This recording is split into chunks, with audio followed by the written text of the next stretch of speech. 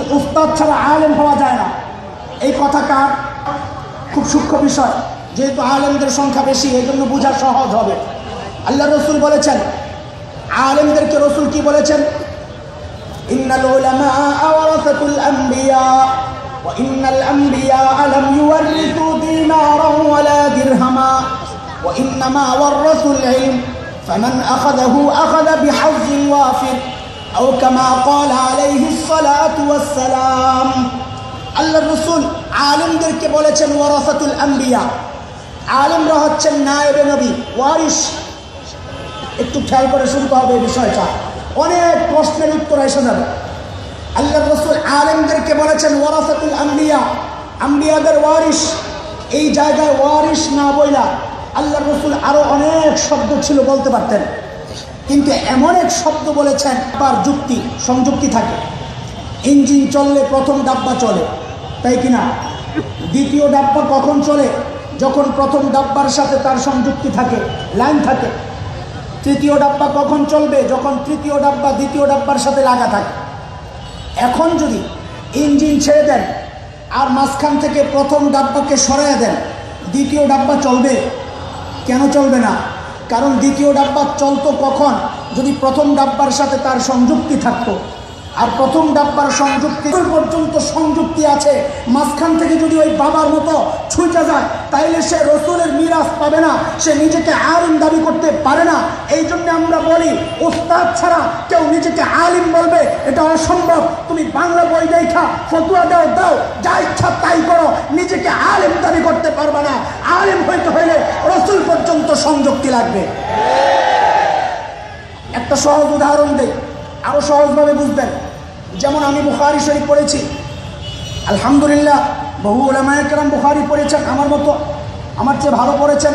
তার প্রথম হাদিস হচ্ছে ইন্নামাল আমালু বিন্নিয়াত ওয়া ইন্নামা লিইমরিইম মা নাওয়া ফামান কানাত হিজরাতুহু ইলা দুনিয়া ইউসিবুহা আও ইমরাআতিন ইয়াতাযাওয়াজুহা ফাহিজরাতুহু ইলা মা হাজারা ইলাইহি।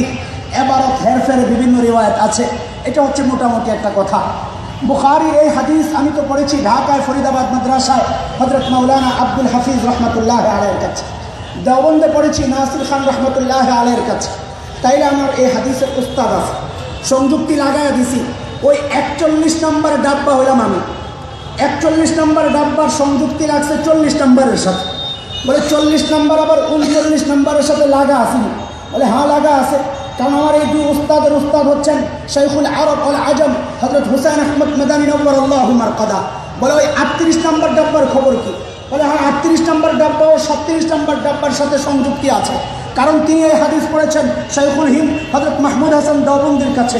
শাইখুল হিন্দ মাহমুদ হাসান দেওবন্দির উস্তাদ ছিলেন হযরত কাসেম নানাতুবি রহমতুল্লাহ আলাইহি, তার উস্তাদ ছিলেন শেখ আব্দুল গনি আল মুজাদ্দিদি রহমতুল্লাহ আলাইহি, তার উস্তাদ শেখ মোহাম্মদ ইসহাক আদ-দেহলভী রহমতুল্লাহ আলাইহি, তার উস্তাদ শেখ আব্দুল আজিজ আদ-দেহলভী রহমতুল্লাহ আলাইহি, তার উস্তাদ শেখ ওয়ালিউল্লাহ মুহাদ্দিস আদ-দেহলভী রহমতুল্লাহ আলাইহি, তার উস্তাদ আবু তাহের আল মাদানী রহমতুল্লাহ আলাইহি, তার উস্তাদ ইব্রাহিম কুর্দি রহমতুল্লাহ আলাইহি, তার উস্তাদ আহমদ আল কশাশি রহমতুল্লাহ আলাইহি, তার উস্তাদ আহমদ আশ-শিনাওয়ী রহমতুল্লাহ আলাইহি, তার উস্তাদ মুহাম্মদ ইবনে ইব্রাহিম আর-রমলি রহমতুল্লাহ আলাইহি, তার উস্তাদ যাইনুদ্দিন আল মিসরি রহমতুল্লাহ আলাইহি, তার উস্তাদ আহমদ ইবনে আলী আল হাজার আসকারী রহমতুল্লাহ আলাইহি, তার উস্তাদ ইব্রাহিম আত-তানুখী রহমতুল্লাহ আলাইহি, তার উস্তাদ আবুল আব্বাস আল হাজ্জার রহমতুল্লাহ আলাইহি, তার উস্তাদ আবু আলী আজ-জুবাইরি রহমতুল্লাহ আলাইহি, তার উস্তাদ আবুল ওয়াক্ত আস-সিজি রহমতুল্লাহ আলাইহি, তার উস্তাদ আবুল হাসান আদ-দারুনি রহমতুল্লাহ আলাইহি, তার উস্তাদ আবু মুহাম্মদ আস-সারাফি রহমতুল্লাহ আলাইহি, তার উস্তাদ আবু আব্দুল্লাহ ফিরাবি রহমতুল্লাহ আলাইহি, তার উস্তাদ ইমাম বুখারী রহমতুল্লাহ আলাইহি, তার উস্তাদ হুমায়দি রহমতুল্লাহ আলাইহি, তার উস্তাদ সুফিয়ান সাউরি রহমতুল্লাহ আলাইহি, তার উস্তাদ ইয়াহইয়া ইবনে সাঈদ আল-আনসারী রহমতুল্লাহ আলাইহি, তার উস্তাদ মুহাম্মদ ইবনে ইব্রাহিম আত-তাইমি রহমতুল্লাহ আলাইহি, তার উস্তাদ আলকামা ইবনে ওয়াক্কাস আল-লাইসি রহমতুল্লাহ আলাইহি, তার উস্তাদ উমর ইবনে খাত্তাব রাদিয়াল্লাহু তাআলা আনহু, তার উস্তাদ মুহাম্মদুর রাসূলুল্লাহ।